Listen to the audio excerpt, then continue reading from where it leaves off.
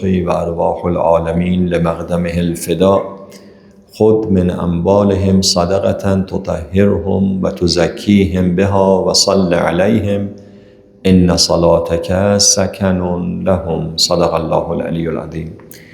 The ayah Allahumma salli ala Muhammad wa ala Muhammad.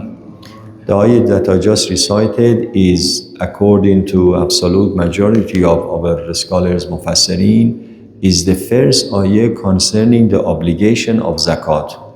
It's in Surah At-Tawbah, ayah 103. And note that here Allah subhanahu wa ta'ala refers to zakat and collection of zakat as sadaqah. خُذْ مِنْ أَمْوَالِهِمْ صَدَقَةً, telling the Prophet, take a portion of their wealth as sadaqah. So sadaqah in the terminology of the Quran is used for what today we call it zakat. Zakat in the terminology of the Quran is like an umbrella for all kind of donations, whether obligatory or voluntary.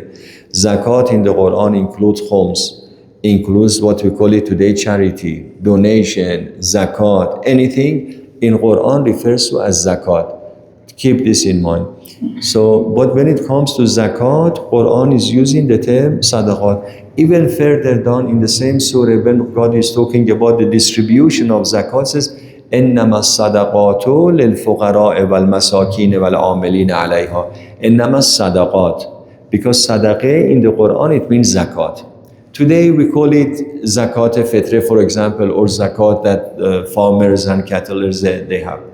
Now, this ayah is talking about the obligation of zakat.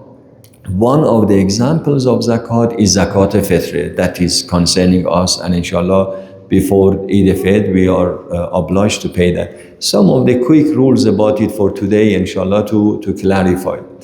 Zakat fitr is an obligation on anyone who is not poor. So if I'm categorically poor that I'm eligible to receive the zakat, I don't have to pay the zakat, obviously, because I'm a receiver, not the payer.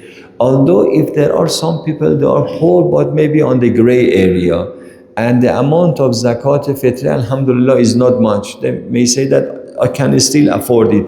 By all means, it's fine, they can do it. Sometimes the father of the house says that I cannot afford for all my family members, I can only afford for myself. Is it alright that I only pay for myself? Yes. The Rawayat says that even they can hand it over to the children. Let's say that a poor family of 5 children, he can only afford for one person.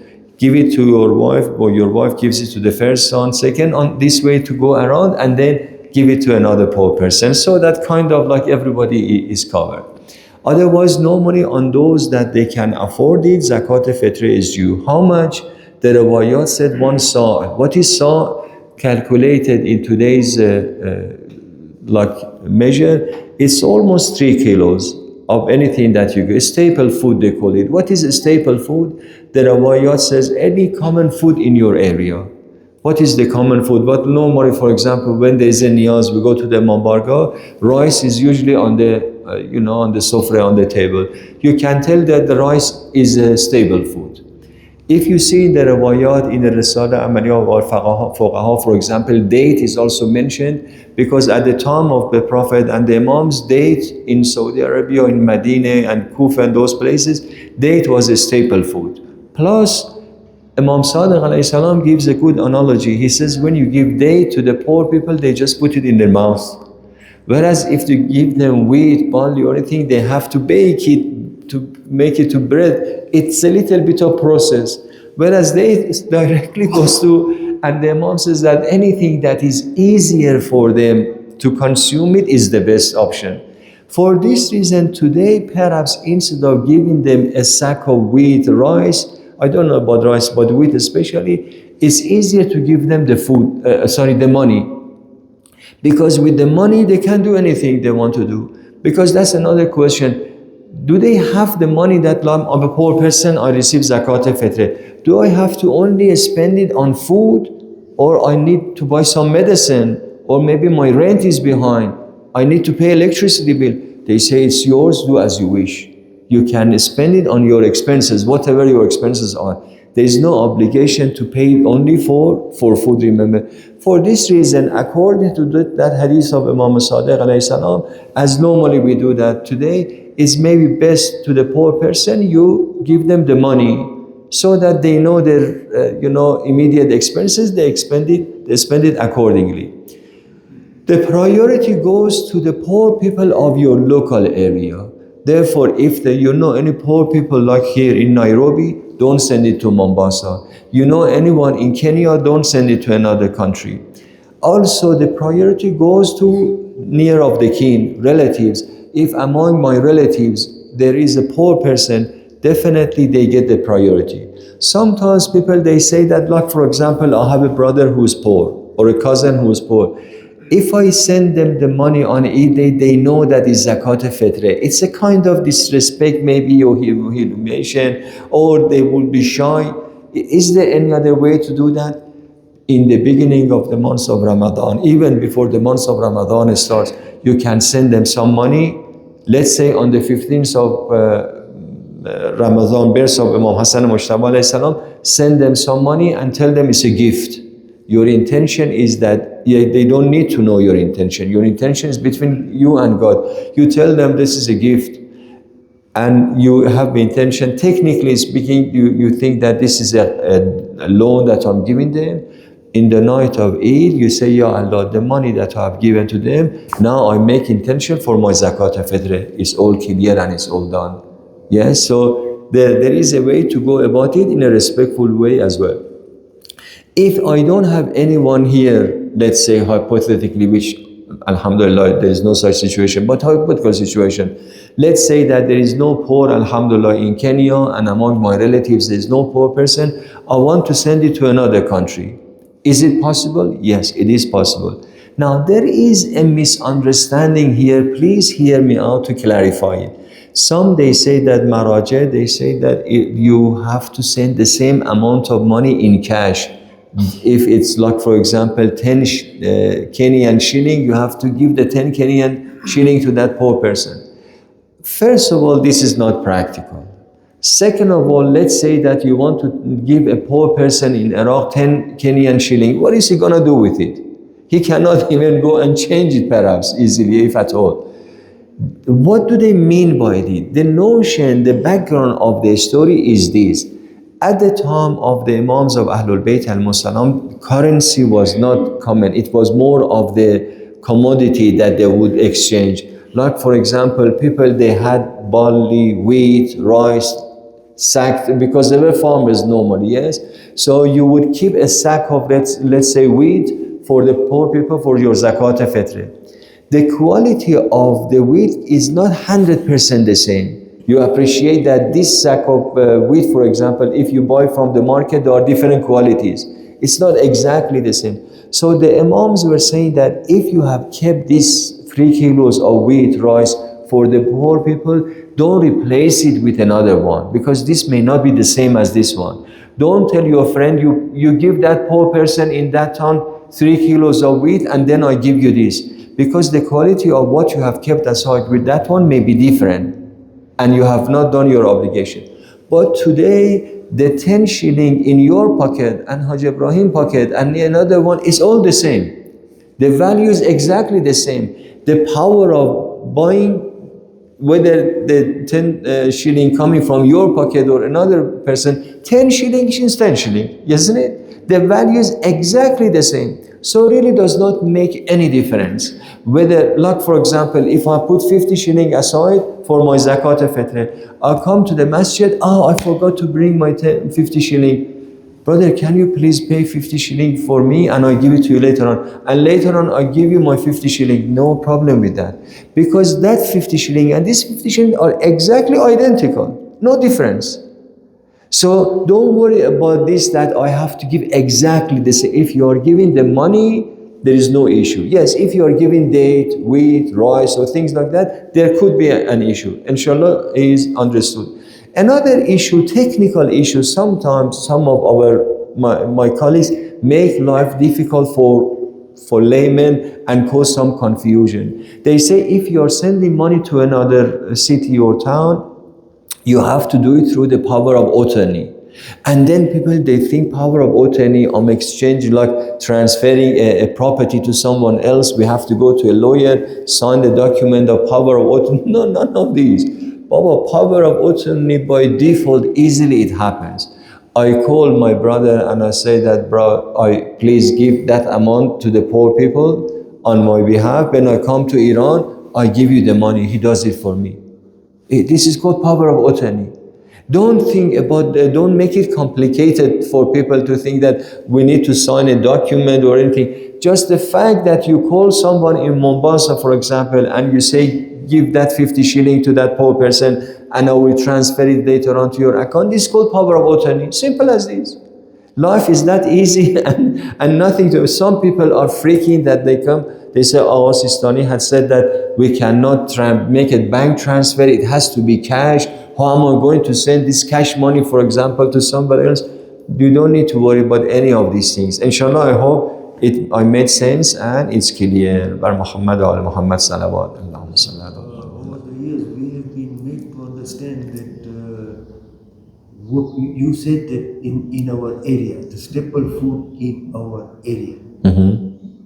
But what we have been made to understand is the staple food that we consume at home in our place. Can you clarify? Yes. No, there are two categories of riwayat without getting too technical, but the fatwa of our Maraja, including Ayatollah Sistani, is the staple food of your area. Not what you necessarily eat at home, a staple food in your area. And listen to the wisdom behind it. Because you are giving this money to the poor person, presumably in your area, that money should give him enough power of buying so that when he goes to the market, he can buy 3 kilos of rice that normally they eat rice. What type of rice I eat or what I eat in my house, it's not that important. What is more important is that this poor person, with this money, can he go out and buy 3 kilos of rice, for example, or wheat or barley or whatever? Yes, that's enough. And what does he need to buy? Whatever normally in Nairobi people buy and eat. This is it. That's the calculation. One more question. Yes, good to. Please, any question, let's discuss it. The distribution. Distribution meaning if I have 5 people at home, do I have to split it and from that amount I have to give Fitra to 5 people, or do I have to split it according to the 5 people? Very good question. 5,000 shilling. So can I give 2,500 to someone and 2,500 to someone instead of giving 2,000 or 3,000, to be exact per individual? Yes, very good question. I repeat it in case sisters couldn't hear. The question is that my zakat fitra, do I have to give it all to one person or one family, or I can break it to different poor families? Definitely you can break it to different poor families, and also you can give it to one family, one person, on the condition that the one person that you give all the zakat fitra does not exceed the expenses of one calendar year. Usually, I don't think it is, but let's say that the Jama'ah has collected all zakat fitra and they are giving it to one person. That would be a tangible amount, presumably. But as long as it doesn't exceed 1 year of his expenses, it still is permissible. But of course, it's better for the bigger amount to break it between more families. But it is not like this that, like you are paying zakat fitra for 5 people of your family members, for example. It's not like this that I have to give it to 5 poor people. I can give it to one poor person also as well. It's acceptable. Another question maybe comes to your mind, and then we come to Brother Zishan as well, is that what about people like, when we say those who are dependent on me, my family, is it only my parents, for example, if financially dependent on me, my wife and my children normally? What about the workers, maids and servants in my house? Are they counted, or do I have to pay for them as well? And also, does it matter whether are Muslims or non-Muslims? The answer is the following. The riwayat of Ahlul Bayt alayhimus salam says that you pay zakat fitra for your servants as well. But again, the definition of servant at the time of the Imams of Ahlul Bayt was, and this all our fuqaha they say as well, sometimes your maid servants are living with you, they are dependent on you in accommodation, living and everything, and also, yes, they are working at home as well. Yes, these people you have to pay their zakat al-fitra as well. And even if they are non-Muslims, it doesn't matter whether male or female, Muslim or non-Muslim, you need to calculate the zakat al-fitra per head.